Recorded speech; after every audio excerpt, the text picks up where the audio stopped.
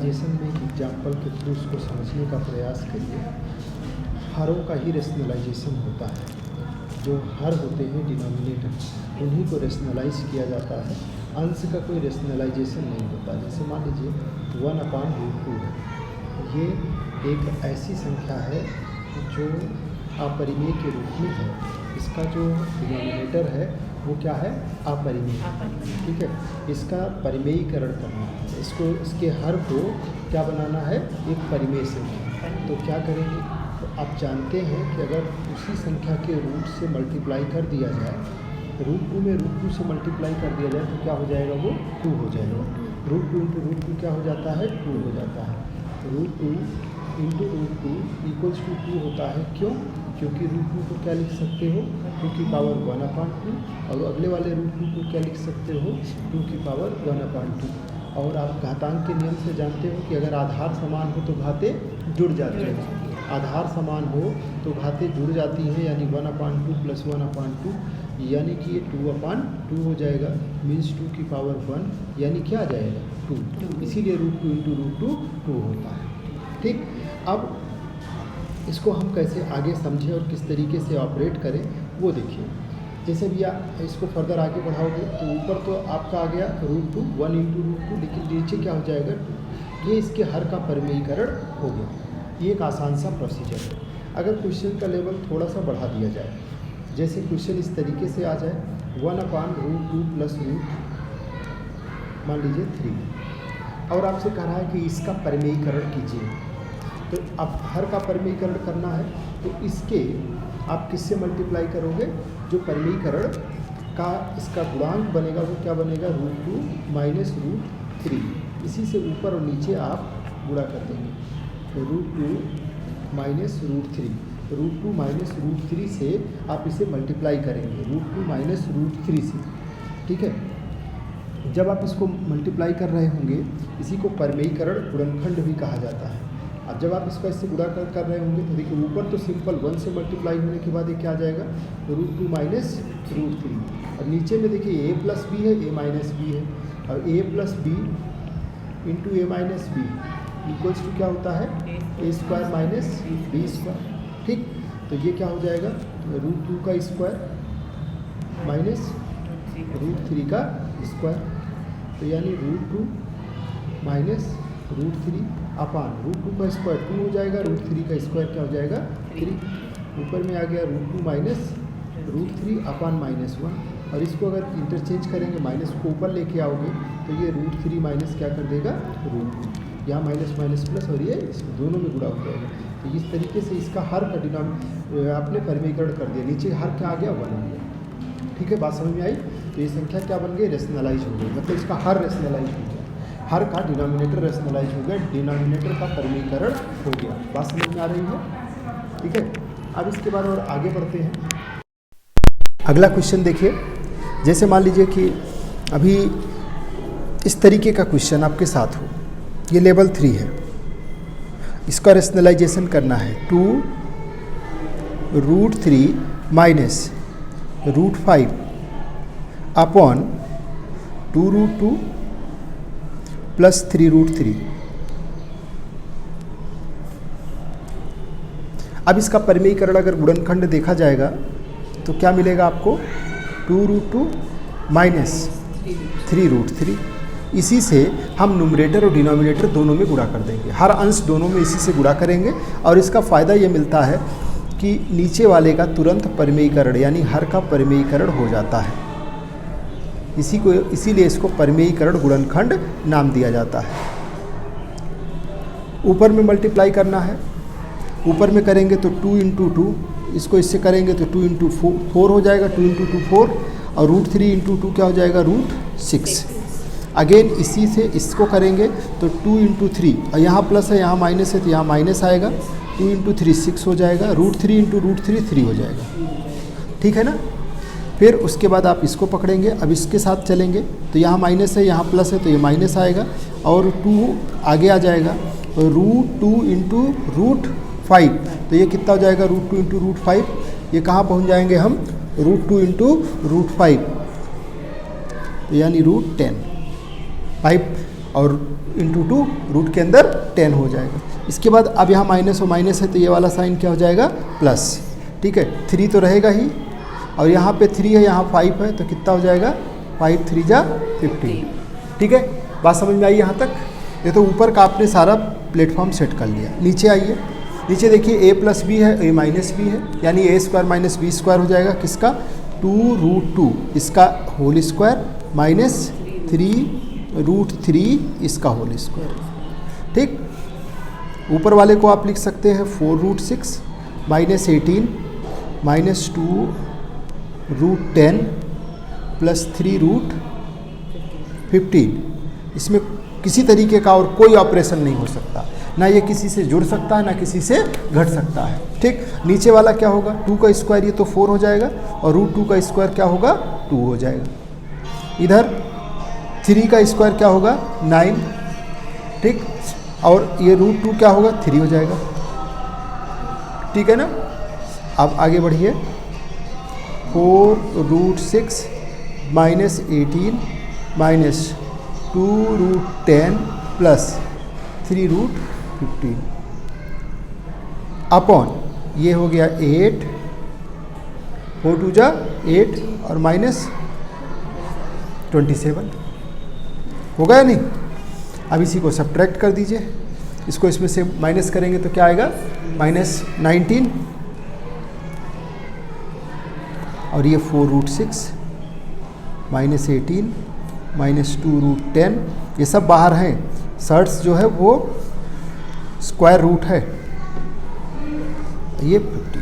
अब इस चाहे तो माइनस साइन को आप अंदर लेके चले जाइए तो ये 18 हो जाएगा, ये प्लस 2 रूट 10 हो जाएगा, माइनस 4 रूट 6 हो जाएगा, माइनस 3 रूट 15 हो जाएगा और ये अपान में 19, ये आंसर हो जाएगा। बात समझ में आई? क्लियर है? नेक्स्ट क्वेश्चन देखिए, बुलाइए आप क्वेश्चन।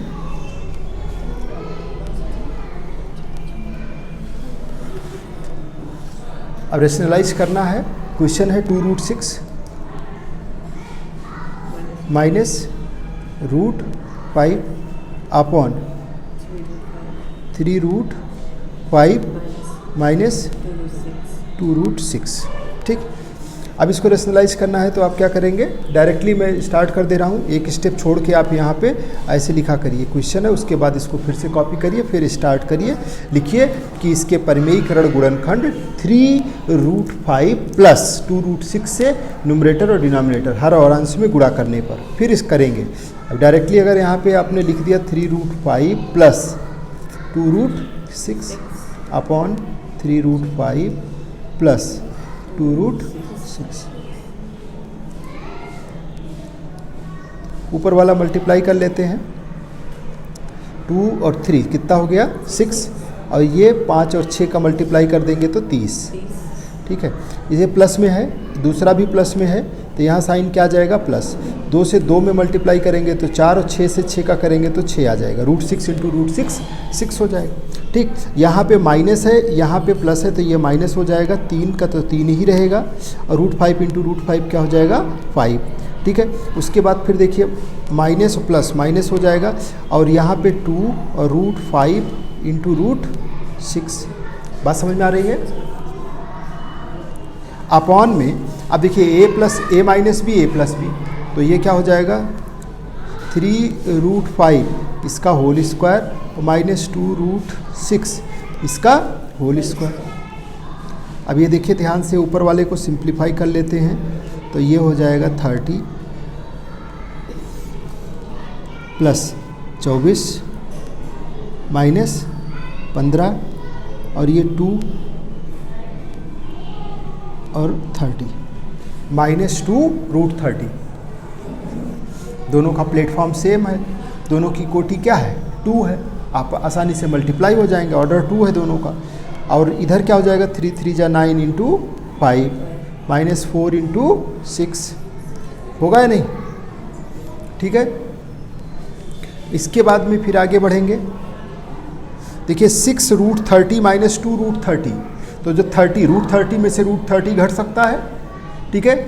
प्लेटफॉर्म भी सेम है, अंदर डिजिट भी सेम है तो 6 में से 2 माइनस हो जाएगा तो क्या बचेगा 4√30। और इधर 24 में से 15 माइनस करना है तो कितना आ जाएगा, माइनस या प्लस 9। ठीक है, 24 में से 15 को माइनस कर दीजिए तो कितना आएगा 24 में से 15 माइनस हो जाएगा तो +9। ठीक है ना, अपॉन ये हो गया 45 माइनस 24 तो 4√30 + 9 अपॉन ये माइनस कर दीजिए, 5 में से 4 गया तो 1 और 4 में से 2 चला जाएगा तो 2। ठीक है, ये आपको आंसर मिल गया 4√30 + 9, 4√30 + 9 अपॉन 21। ठीक है, क्लियर है। तो जब भी आप रेशनलाइजेशन के क्वेश्चंस को सॉल्व कर रहे हैं तो आप इस चीज़ का ध्यान रखेंगे कि किस तरीके से चीज़ों को परफॉर्म करना है, मल्टीप्लाई कहाँ करना है, कहाँ पे रूट हट जाएगा, सेम डिजिट के रूप में आएगा तो रूट हट जाएगा और फिर आपका वो क्वेश्चन बन जाएगा। इसी तरीके से नेक्स्ट क्वेश्चन देखिए, इसमें कहता है कि वैल्यू फाइंड आउट करिए ए और बी की। ए बी परिमेय संख्याएं हैं, ए और बी जो है ये दोनों रेशनल नंबर हैं, बिलोंग्स टू रेशनल नंबर। आपको 5 + 2√3 5 + 2√3 upon 7 + 4√3 equals to a + b√3, ये आपको गिवन है। अब आपको फाइंड आउट क्या करना है, a एंड b का मान निकालना है। ए बी रेशनल नंबर है, ये आपको पता होना चाहिए। ए बी क्या है, वो परिमेय संख्याएं हैं। परिमेय संख्या क्या होती है, वो संख्या जिसको a/b के रूप में लिखा जा सके, ए बी दोनों पूर्णांक हो और बी 0 ना हो, उसे परिमेय संख्या कहते हैं। तो सबसे पहले तो आप इसको लेफ्ट हैंड साइड को ले लीजिए और इसको सिंप्लीफाई करते हैं।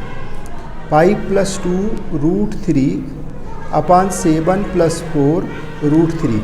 ठीक है, अब इंटू कर दीजिए तो ये क्या हो जाएगा 5। अब इसको आप जब रेशनल वो करेंगे, इसका रेशनलाइजेशन डिनोमिनेटर का, तो किससे मल्टीप्लाई करेंगे, इसका परिमेयीकरण गुणनखंड बनेगा 7 - 4√3 अपॉन 7 - 4√3।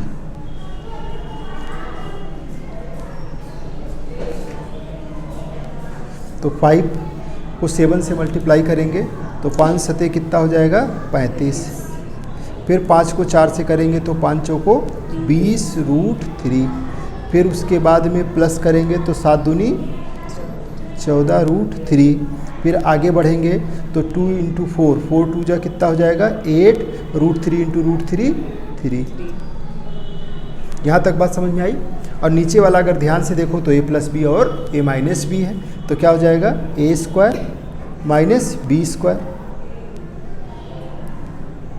ठीक है, आगे बढ़ेंगे 35 और इधर 24, तो ये हो जाएगा 35 - 24। और प्लस देखिए 14√3 - 20√3, ये आपस में अलग अलग सब्ट्रैक्ट हो जाएंगे। नीचे 49 आ गया माइनस 4 चौको 16 और 16 थियाँ 48। इधर 35 घटा दिया जाए, 35 में से 24 को आप माइनस कर देंगे तो क्या बचेगा 11। और अब यहाँ पे प्लस है, ब्रैकेट के अंदर ये माइनस हो रहा है। देखिए √3 माइनस हो जाएगा, 20√3 है या 14√3 है, ये दोनों माइनस होंगे तो क्या आ जाएगा -6√3। नीचे में अपान क्या हो गया 1, तो ये 11 - 6√3।